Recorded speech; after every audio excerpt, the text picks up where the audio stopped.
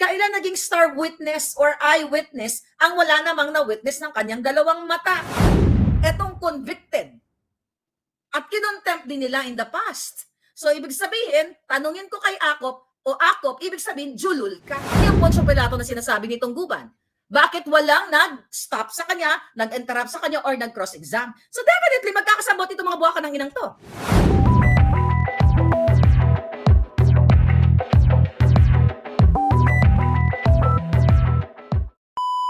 Unang-una, napakasinungaling nitong Guban. Right? Bakit kamo? Number one pala, walang kredibilidad. Bakit? Nakakulong ng panghabang buhay. Okay?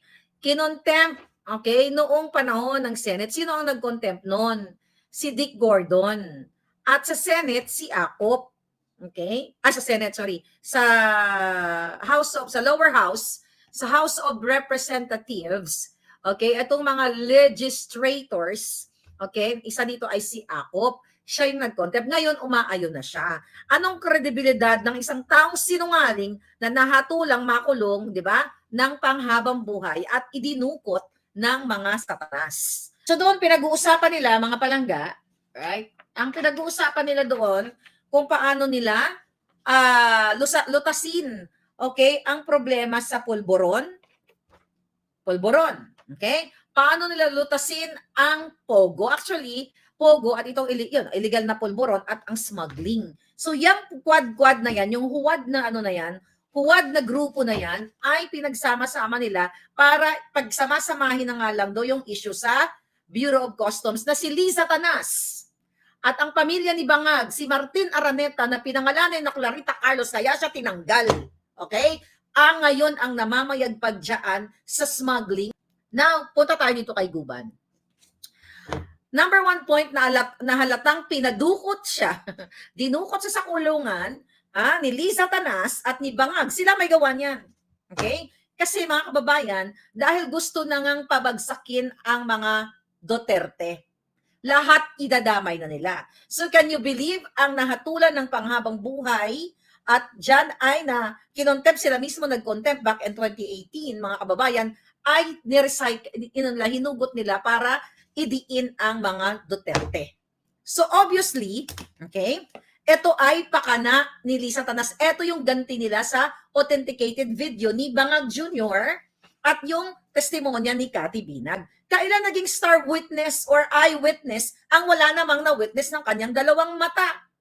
Idinadawit niya si Pulong Duterte, idinadawit niya si Man Scarpio at si Michael Yang. Kitang-kita nyo talaga na ito ay pakana ni Bangag at ni Liza Tanas. Prior to this, mga kababayan, di ba sabi ko sa inyo, ay talaga nilang pupunteryahin lahat ng kritiko. Pansinin ninyo, walang nag-o-oppose sa kanya. And the way na magsalita siya, parang kontrolado niya yung crowd. Sobrang high pitch ng boses. Anong sabi ni Gatchalian? Okay? Nung mataas ang boses ni Harry Roque, ipapakontempt nila. Pero to all pitch, na kontrolado niya yung crowd. Ibig sabihin, alam ng bilanggong ito na ay protected siya ng mga huwad na committee. Bakit kamo? Yan, naka-vest, naka-bulletproof. Nung si Morales ang nag-testify na si Liza Tanas at si Kumar, okay, at narinig nyo mismo, hindi nga galing kay Morales narinig nyo mismo sa video na pwede siyang ipagurgor, ipategi, okay, ni Lisa Marcos at ni James Kumar based on yung si Picoy, di ba? Nung nandoon siya sa yung nandoon sa video na narinig ng buong bayan. Pinrotektahan ba ng mga buwaka ng ina na mga senador si Morales na binigyan siya ng gear, binigyan siya ng security o suportahan o protektahan ang buhay niya? Wala. Sino ang binangga ni Morales dito? Makapangyarihang Bangag.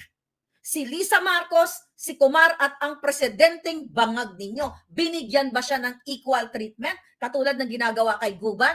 At binigyan ba si Morales ng chance na magsalita? Hindi nga ganito si Morales magsalita 'Di ba? Talagang kung ano yung the way siya mag-deliver ng kanyang communication is ganun. pinakontempt pa siya. Itong Guban, okay, sabi ko nga sa inyo, napakasinungaling kasi hindi nagkakasunod yung thoughts niya. Inaral ko yung pagkakasunod, tinranscribe ko. Okay? Tinranscribe ko para mas maintindihan ko kasi ang taong nagsasabi ng totoo, ang thoughts niyan tuloy-tuloy, walang magbi-break diyan. Kahit na paikot-ikutin mo, walang magsilinanto sa Ilonggo. Ibig sabihin, hindi magpagkasunod-sunod. Okay? Kung may pagkakataon man, hindi pagkakasunod, kahit bumalik ka dun sa issue na yun pa rin yung ikukwento mo. So, definitely, ito ay trial by publicity para talagang ibagsak ang mga Duterte. Pero hindi kayo magwawagi dahil kayo ang babagsak. Now what? Ito, sabi na, yung unang-unang punto, maniwala ba kayo na sinabi na doon sa hearing na yon na sinasabi ng Guban na yon ay wala na, konti na lang daw po ang pulburon o ang illegal na asin, okay, na tinitira ng mga kabataan, tinitira mismo ng presidente, okay, yung pulburon, konti na lang daw. At ang sabi niya mga kababayan, konti na lang ang pulburon at konti na lang ang addictus benedictus. Sabi niya dito, konti na lang daw ang pulburon sa panahon ni Bangag. Kaya nga sabi ko kagabi habang nasa biyahe kami, sabi ko, Julul, konti na lang ang hindi addict sa panahon ng mga Bangag. Yung mga katanungan, lahat scripted. Bakit kamo? Basahin natin. Ang sabi ng Julul, tapos with all pitch, sabi ko high pitch, the Honorable Chairman of this committee, bago po sana ako mag-introduce, mas gusto kong basahin muna ang letter ko sa inyo. Mas malinaw kung ano ang intention ko dito, kung tama ba ang hinihiling ko sa inyo. I mean, privilege speech yun. Only the House of Representatives member, okay, ang pwedeng mag-privilege speech. Pero hindi nga nila kina-counter kasi definitely ito ay scripted. Nagawa na at bayad na ang mga buwaka ng Ginemes ang kanilang pagkatao. Sabi ko nga, hindi nagkakasundo yung thoughts ng nagsasalitang galing sa kulungan na nahatulan ng pangangabang buhay na pagkukulong dahil sa pagkasangkot sa droga. Now what, mga kababayan? So may demand na siya. Okay? May demand na itong Bangag na ito, na dapat ito yung kanyang kondisyon. Sabi niya, Your Honor, again, magandang hapon po. Sa hearing po namin sa Korte, RTC Branch 35, sa Manila, binago ko na po ang statement ko doon. So paano mo pagkakatiwalaan? So ibig sabihin, yung mga kinontempt nila in the past, yung mga nahatulan na ng convicted na, pwede mong i-retract convicted. Hinatulan na siya pagkakulong ng habang buhay. Pwede mong baguhin. Ibig sabihin yung mga nahatulan na ng Korte, ng Korte Suprema, na ito, after the hearing and everything, pwede mong hugutin sa kulungan para mag-testify dahil gusto ni Bangag Jr., gusto ni Lisa Tanas na sirain ang mga Duterte.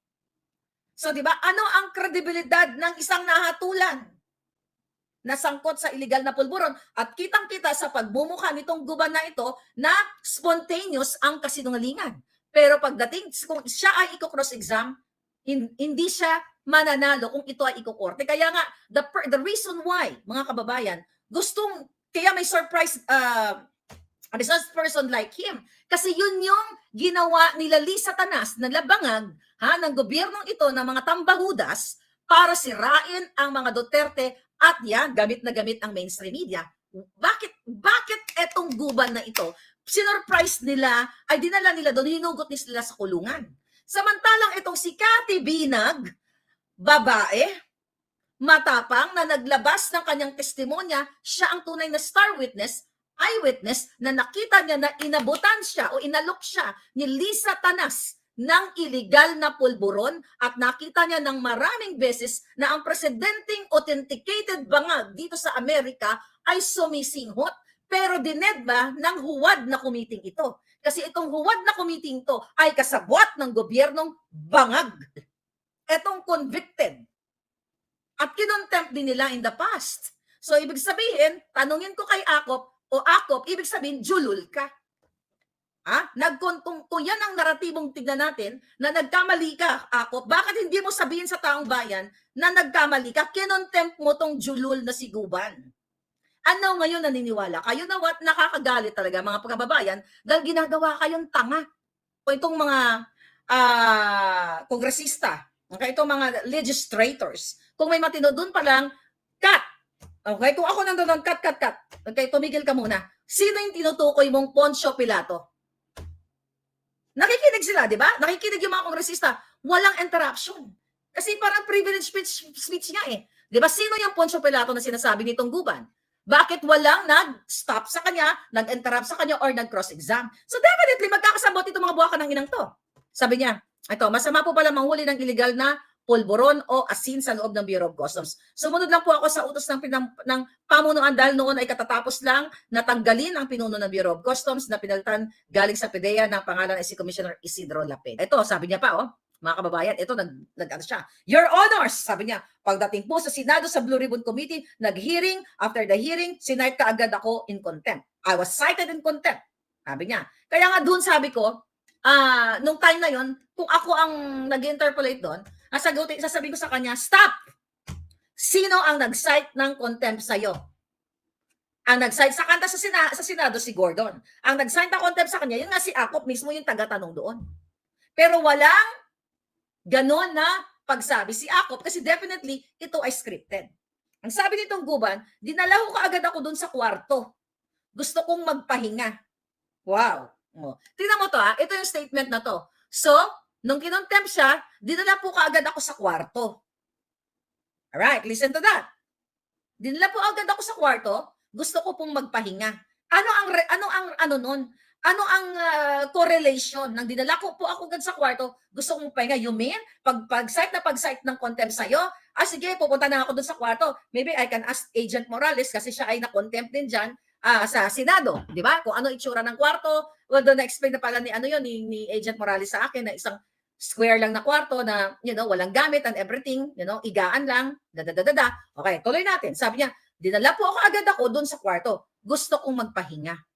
Putangina, ano ang correlation sa dinala ka sa kwarto, gusto mong magpahinga? Doon pa lang yung mga sinasabi niya, it's all kasinungalingan. Sabi niya, tignan ko kung anong pwede kong magawa. Dahil mali pala ang trabaho na magtrabaho ng tama. Okay?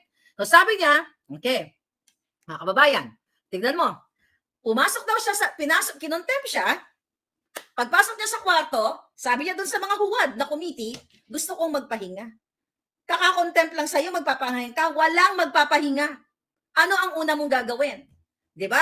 Siyempre, i-recall mo yung mga pangyayari, mag-iisip ka, isipin mo yung pamilya mo and everything, walang nako-contempt. Okay? Kahit sino. Na pagpasok mo, gusto magpahinga, parang nagbakasyon ka lang? Putangin na, tigilan yung mga taong bayan. Ito ay gawa ni Satanas at ni Bangag. Huwag yung pinagluloko ang taong bayan, mga sinungaling. Okay? Then sabi niya, tignan ko kung anong pwede kong magawa dahil mali pala ang magtrabaho ng tama. Okay? Tignan ko anong magawa, mali pala magtrabaho ng tama. So sabi niya, may sumunod po sa akin na kumatok. Kumatok daw po doon kung saan sa kulungan, doon sa kwarto ng Senate. Sabi ko, siguro may tutulong sa akin. May tutulong daw sa kanya. May kumatok, siguro may tutulong sa kanya. Okay? So, kinatok siya, may tutulong daw sa kanya. Nagpakilalang, taga Blue Ribbon. Sabi niya, buksan mo ang pinto. Sabi daw, babae. Sabi niya, sana po makuha ang CCTV. Alright? Nakita ko po staff ng Blue Ribbon. Ngayon, sabi niya, may sumunod po sa kanya pumasok diretso sa kwarto ko. Once na may kumatok sa'yo, alam mo kung sino pangalan. Kasi magtatanong ka. Yung kakatok sa'yo, magpapakilala ako si Juan de la Cruz. So, eto, hindi daw niya kilala, di ba? Police, siya ano tawag siya?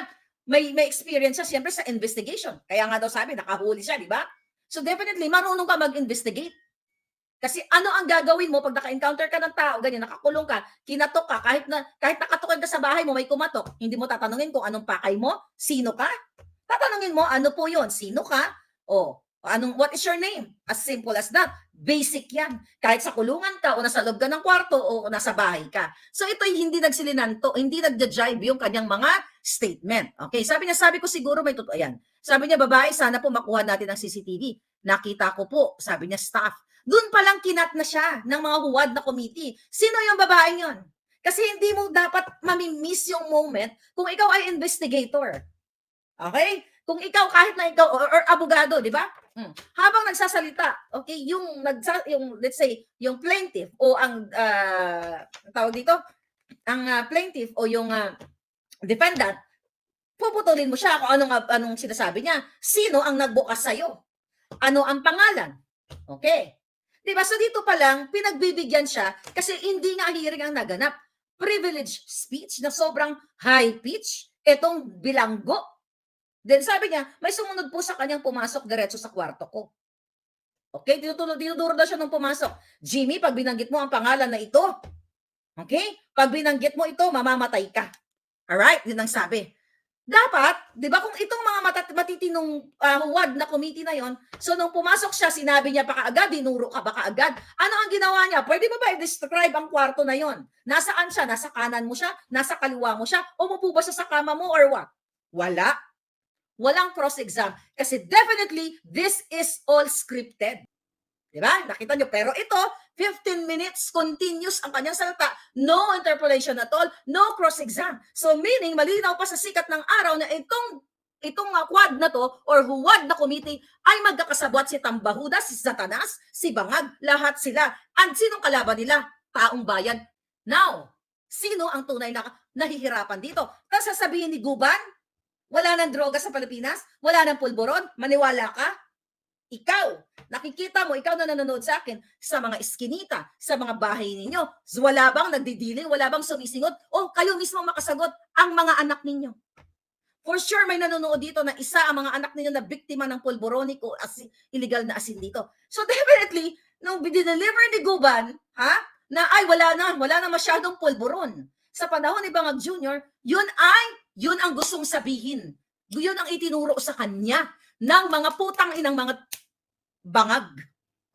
Tanga ka na lang kung magpapaniwala ka o ikaw ay dilawan na budol-budol na nakipagsabwatan na dito sa mga bangag. Katulad ni Trillanes de Lima, ayan na nag-proliferate ng drugs doon sa Bilibid na absuelto lang noong panahon ni Liza Tanas. O, anong sabi ni Guban? Sabi niya, tuloy natin kasi sinungalingan niya. Sabi niya, diba, nakita ko po, staff ng Blue Ribbon, may sumunod sa kanyang pumasok, diretso sa kwarto. Ayun na nga, sabi ko, dapat tinanong nila ng mga huwad na committee kung sino yung tao yun. So tuloy-tuloy po ako dinuduro. Sabi niya, Jimmy, pag binanggit mo ang pangalan na ito, ang binanggit mo, ito, mamamatay ka. Binanggit mo lang yung pangalan, mamamatay ka. And now, headline na. Hindi ka niya nakita. So, meaning, pag binanggit ng kung sino-sinong pangalan, pag trip lang ng isang convicted, na sangkot talaga tunay na napatunayan na siya ay sangkot sa pulburon. So magbabanggit siya ng pangalan, i-headline na ng mainstream media dahil siyempre Duterte. Pero nung nag-release ng statement, si Cathy Binag, na nahuli niya ay inalok mismo sa ni Lisa Araneta Marcos aka Satanas ng illegal na pulburon ni isa sa mga buwaka ng GNMS na ito, walang reaksyon. Very bangag ang pattern. Nagpalabas ng preso para i-surprise doon, surprise resource person. Ano ang kredibilidad ng isang nakabilanggo? At nahatulan ng pagkakulong ng habang buhay. Tapos anytime, any day, pwede niyang i-retract yung sasabihin niya. Baka sa susunod ay, ano na yan, amnesty na. Dahil sa pagdiin niya sa mga Duterte, dahil yun ang utos ni Satanas, baka bigyan ng amnesty na yan ni Satanas. Kasi the mission is burahin sa mapa ng politika ang mga Duterte. Sirain si Inday Sara. Kaya nga 'di ba si Inday kinikasing, gustong gurgurin si Inday. Gusto nilang gurgurin si Inday. Mismong sinasabi ni Inday na kinikasing siya. Si Harry Roque gustong gurgurin. Si Glenn Chong gustong gurgurin. Si Attorney Vic pinapuntahan doon sa kanyang opisina. Gustong gurgurin. O, itong ulupong na Guban. Sabi niya, tuloy-tuloy po ako tinuduro. Okay? Jimmy, pag binanggit mo ang mga pangalan na ito, ganyan, mamamatay ka. Lalo na kung makarating ka sa Pasay City Jail. Sabi niya, di natatagal ang buhay mo. Sabi niya, the worst, Your Honor, sinabay niya pa. Pati anak ko. Sabi niya, alam namin kung nasaan ang anak mo. Sabi daw sa kanya, sa Makati, madali lang kidnapin yan. Ang kidnapper, si Lisa. Siya ang kidnapper. Alright? Kaya ngayon, tignan mo, yung mga ginagawa ni Lisa Tanas na yung binibintang niya sa mga Duterte, nakita ninyo? Kasi base dito, sa statement ni Guban, during that time ay willing mandukot ang mga Duterte. Diba? Based on sa kanyang statement. Pero ang gumawa si Lisa mismo, dokumentado mga kababayan. Dokumentado yan sa Turkey. Kaya nga mayroong protection si distressed mother ang kanyang mga anak dahil ipinresent na yung iPad na si Lisa Tanas ay nakipagsabwatan sa DOJ, sa AFP, sa consulate at sa lahat ng mga ahensya para magpadukot ng bata. Dokumentado yan. Yan ang ayaw pag-usapan ng mga taga Senate, lower and upper house. Di ba?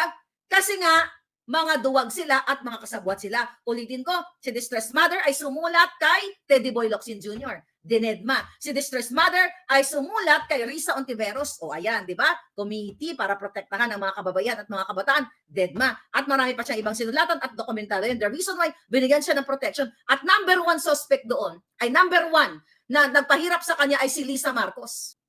Tuloy tayo kay Guban. Sabi niya, Your Honors, alam niyo ba? Sabi pa niya, ito malaloka ka ha?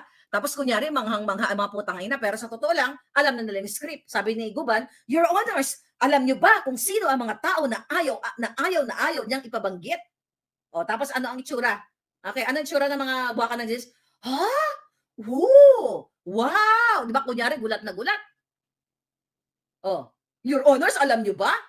Putang ina, alam na ni Guban kasi nag-usap na yung mga buwakan ng Ginemis na yan. Sabi ni Guban, na halos doon pa lang, gusto na akong sipain. Bugbugin, sabi niya. Tingnan mo. Sabi niya dito, ha? Tingnan natin yung statement niya. Okay? Nagkukwento siya. Sabi ko nga sa inyo, di ba sabi niya kanina, tuloy-tuloy akong dinuduro. Jimmy, ganun-ganun. Pag binanggit mo ang pangalan na ito, di ba, ang scenario, ang scene, interior, inside the room. Kunyari, gumagawa tayo ng script ng pelikula. Interior, okay? Ang scene nasa loob ng kwarto ng Senate. Okay? Di sabi niya, Jimmy, pag binanggit mo yung pangalan yan, sabi niya, alam niyo ba kung sino, Your Honor, ang tao na mga ipabanggit? Tapos sabi niya, na halos doon pa lang gusto na akong sipain at bugbugin. Bakit may ganong additional coating? Okay? Bakit may ganon na alam niyo ba kung sino? Doon pa lang gusto na akong sipain at bugbugin. Bakit siya sisipain at bugbugin? Walang ano pwede ka lang, kung titignan mo kung pangmatalinong assessment, ito mga abogados, alam nyo yan. Kinakausap siya. O wag mong babanggitin ha, na ang involved dito, si ganito. Wala pa niya, hindi pa niya binabanggit. Gusto na daw siyang bugbugin at sipain. Saan nang gagaling yun? Hindi pa nga siya sumasagot eh. Hindi pa siya sumasagot. Kahit naman yung mga sindikato, habang nagtatanong ka, 'di ba? Habang nagtatanong ka, wag mong babanggitin ha, ganyan. Wala ka pang reaction eh. Dapat nga tatanungin nitong mga huwad na ito. Okay, nung sinabi nung tao na 'yon, na sinasabi mo hindi mo kakilala, hindi mo matandaan yung pangalan, na si Poncio Pilato, 'di ba? Ang sabi niya na ano tawag dito? Na gusto na siyang bugbugin. O dapat tinanong tinanong nitong mga huwad na ito, paano mo nasabing gusto kang jipain o bugbugin? Ano ba ang sinabi mo? Nasaan siya? Ano ba itsura niya? Bakit gusto kanyang ganutuhin? So definitely ito ay fabricated story ng isang sinungaling na convicted na nakakulong panghabang buhay. Alam niyo ba? Sabi niya, si Pulong, si Mads at si Michael Yang. At ang sabi niya pa, mga kaibigan niya ni Benny Antiporda. Di ba? So naman, ang mga hangag, kunyari, amaze na amaze. Pero alam na nila ang script. So yung thoughts ng kwento niya, di ba? Fabricated kasi kung matinong hearing yan. Okay? Kung ako ang nakaupo dyan, stop! Sabi mo, ikaw ay jugjugin, sipain. Bakit? Ano ang nag-trigger? Bakit doon pa lang ay gusto kanyang jipain o jugjugin? Tapos biglang talon, ay si Pulong at saka si Mads. Ano ang nangyari? 'Di ba? Ano ang nangyari muna nung gusto kang bugbugin? Hindi ka ba nagsabi? Paano niya nalaman na gusto siyang, paano mo nalaman na ikaw ay jijipain o jugjugin? Nakita mo ba nanlilisik ang mata niya? Tumaas ba yung paa niya? Inattempt ka ba niyang ganunin? Tapos biglang si Pulong, si Mads at si Michael Yang. So, kahit hindi tayo abogado mga kapalangga, kayo mga abogadong matatalino, 'di ba? Iko-cross exam mo. Paano mo nasabi? Kasi pwede mo bang sabihin na, doon pa lang gusto na akong sipain at bugbugin. How did you know? Ano ka? What do you call it? Psychic? Alam mo yung iniisip niya? Kayo tayo mag-usap, nagkakape tayo palangga. Alam ko, gusto niya akong bugbugin. Alam ko, gusto akong bugbugin ng kausap ko at sipain. What triggered Doon sa sinasabi niya, ano ang nag-trigger? Bakit niya naisip? Paano mo nasabi na ikaw ay gustong jugjugin? Nagtaas ba siya ng kamay? Nagtaas ba siya ng paa? Nanilisik ba ang kanyang mata? Nagganito ba siya? Wala. But again, it's a privileged speech sa isang bilanggo, sa isang sindikato na kasabwat nila. Walang nag-interpret. Ibig sabihin, mga VO-VO, itong mga huwad na committee, kasi yun ang gusto nilang palabasin. Sirain ang Duterte. So anyway, any words na lumabas sa bunganga ng mga convicted na marami pa silang ipapadukot, pag sinabing Duterte, i-headline na nila because that's the purpose of it. The media conspired with the bangags. Pero ang super powerful, di ba, napakagandang scoop nun. Kung ikaw ay media institution, ang revelation ni Cathy Binag na inalok siya ni Liza Marcos, do you want? Okay? Ng isang pinagbabawal na pulburon, isang malaking scoop yun sa media entity. Pero ito mga jutang ginamis na media, walang nag-ulat tungkol dyan. Maliban na sa Manila Times, sa SMN, sa Mangilan-Milan. Wala, di ba? Ang ABS, ang Philippine Star, ang News 5, GMA, wala. Ibig sabihin, sila ay takot, duwag o maaring pinakikinabangan sila ng gobyerno. Kayong mga media, hindi ba malaking scoop yan? Yung sinabi ni Cathy Binag na, sino ba binabanggit yung pangalan? Ex-partner niya, si Tony Boy Florendo. Okay? At dating congressman at, may negosyo sa Davao. Hindi ba yan ay malalaking personalidad? Tapos dinedma nila. Pero itong isang convicted na nakakulong na doon, nagbabayad ng kanyang mga kasalanan, dinukot, hinedline nila. Tapos hindi pa nagko-corroborate ang kanyang kwento na sinasabi ng gigigil, sisipain, bubugin. How? The intention of that quad hearing ay talagang ilitisin ang mga Duterte, okay, at ang ibang mga kaalyado nila para ma-headline sila, para makondisyon ang isipan ng mga mamamayan. Pero kung hindi kayo magsisiyasat at hindi nyo isa-isahin ang mga statement ng mga kasinungalingan ni Guban, then kayo ay mahuhulog sa patibong ng mga bangag. Sabi niya, si Pulong, si Man, si Michael Yang, at ang sinasabi niya pa, mga kaibigan niya ni Benny, magkakasama yan. Hindi mo ba isang pamilya yan? Palagi yan sa Malacanang, official pa yan ang National Press Club. Her say. Hindi niya nakita. Hindi mismo si Pulong ang nagsabi sa kanya. Hindi mismo si Man Scarpio. Hindi mismo yung Michael Yang. Chismis. Pero hinedline nila, pinaniwalaan na. Because sabi ko, yan ang purpose talaga nila para litisin si Inday, asawa ni Inday at ang mga Duterte. Ganon din ang ginagawa nila kay Inday. Ganon din ang ginagawa nila kay Harry Roque. O sabi niya, si Michael Yang, doon po lang din nga po kung nalaman. Sabi niya, Your Honors, hindi ko matansya na ang intelligence report namin ay doon pa lang validated na may trabaho si Michael Yang at ang kanyang kaibigan ng illegal na droga. When you say kaibigan, Michael Yang at kaibigan, si Pulong at si Mads. Di naman na-convict yung mga yun. Umatid nga sa Senate hearing yun, di ba? So ito ay what? Scripted. Wala nang iba kundi scripted ng mga bangag. Tapos sabi pa niya, Diyos ko ginamit pa. Diyos ko, sabi niya, halos sabi ko, Diyos ko, akala ko trabaho lang dito, Your Honors. Doon pa ako nag-iisip, sabi niya, doon pa ako nag-isip na nanalangin at sinabi ko sa sarili ko para sa safety ko at alam ko ang kaibigan ko naman na si Colonel Asierto at malapit sa intelligence report namin, siya na lang ang dinisguise kong importer ng magnetic lifter loaded with illegal na asin. Ang kwento niya, nagkukwento siya na gusto daw siyang lapain, jipain or tapos biglang ililigtas na si Asierto, dinisguise lang daw niya, kahit kaibigan niya, di wala kang kwentang tao. Wala siyang kwentang tao. Bakit mo ipapahamak ang kaibigan mo na yon ay sangkot kung hindi sangkot? Paano mo pagtitiwalaan? Wala kang credibility. Porkat na-retract niya yung kanyang statement. So paano mo pagkakatiwalaan ang isang ogag, ang isang bugo, isang bangag na inilaglag niya yung sinasabi niyang si Asierto na kaibigan niya? Na kung yan ay zero, malinis, walang ginagawa. Ibig sabihin wala kang konsensya. Hindi ka totoong tao kasi ako kahit pitpitin mo ang ilong ko, hindi ako magdadamay ng taong walang kinalaman dahil yan ay may pamilya. Kahit ako'y pitpitin, well, hindi naman mangyayari na magpapapitpit ako sa mga bangag na ito. Yung mga puting ahas ko, hindi ko sila ilalaglag kahit sila ay nagbigay ng information. How much more? Yung tao sinasabi niya si Asierto, na kaibigan niya, idinamay niya. At dinisguise na kunyari yun ang kasabwat, pero hindi naman. So dito pa lang no, zero credibility. Then maniniwala ang mga buwaka ng inang to, ng mga huwad committee. Nakita nyo? Sabi niya, at alam kong kaibigan ko naman si Colonel Asierto at malapit sa intelligence report namin, siya na lang ang dinisguise kong importer ng magnetic lifter loaded with shabu. What kind of person is this? No, what kind of animal is this? Ilalaglag mo, sasabihin mo na ang kaibigan mo? Sabi niya, kung titignan mo, siya na lang tignan mo, ano natin to ha? Ito, himayin natin. Sabi ng testigong takas, dinukot sa bilangguan.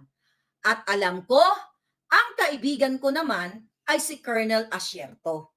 At malapit sa intelligence report namin. Kaya siya na lang yung, the other word of disguise, kaya siya na lang yung ipinahamak kong importer ng magnetic lifter loaded. Kung kaya niyang sabihin, ang kaibigan niya, matalik na kaibigan, na siya ay importer ng magnetic lifter, how much more ang mga Duterte na hindi niya kaibigan? How much more si Antipoda? How much more yung iba pang mga pangalan ng mga nabanggit? Hindi niya kaibigan. So wala siyang pakiramdam bilang tao na idawit ang kahit sinong kisihoda, kaibigan niya na ipinahamak niya. Yung mga taong itong binabanggit niya, hindi ka kilala? Tapos papaniwalaan siya. Doon pa lang kung matino ang mga huwad na legislators, doon pa lang. Tatanungin ko siya, hindi ka ba nakonsensya o sumagi sa isip mo na bakit mo ipapahamak ang iyong kaibigan na may pamilya na siya ay importer ng magnetic lifter na itong ginawa mo ay makukulong siya ng panghabang buhay? Kung may bitay nga, mabitay pa nga dapat yan. So paano mo magtitiwalaan yan mga kababayan? So we all know na ito ay lahat ay scripted. Malinaw na dinidiin ang mga Duterte. Si Pulong, okay? Yung asawa ni Inday. Kasi kung babasahin niyo yung text, yung kanina binasa ko sa inyo, yung thoughts ng isang tao kung na-witness mo at nangyari, suwabe yan. Di ba? Katulad ng pagkwento, pagsalaysay ni Cathy Binag, na si Bangag Jr. at ang kanyang ex-partner ay dumudugo ang ilong, minsan di nila namamalayan, nandito na ang pulburon na iiwan. At napatunayan yan nung araw ng kagitingan, yung pala araw ng kabangagan, na mayroong white powdery substance o residue na naiwan lang sa pagsunghot ni Bangag Jr. at binigyan siya ng PSD ng panyo at pinunasan niya ng ganyan, pero nakita na ng buong sambayanan. Walang maniniwala sa isang convicted na katulad ni Guban. Dahil yan ay utos ng dambahudas ni Satanas, ni Bangag na idiin si Inday Sara para nga naman, imagine nyo, naka-headline lahat ngayon sa dyaryo. Kung tanga ka, maniniwala ka. That's the purpose of it. Yan ang gusto ni Satanas. I-headline ang mga Duterte. Dahil tutuluyan nila ang mga Duterte. When I say tutuluyan, pwedeng gurgurin o tutuluyan, damputin o kung ano man.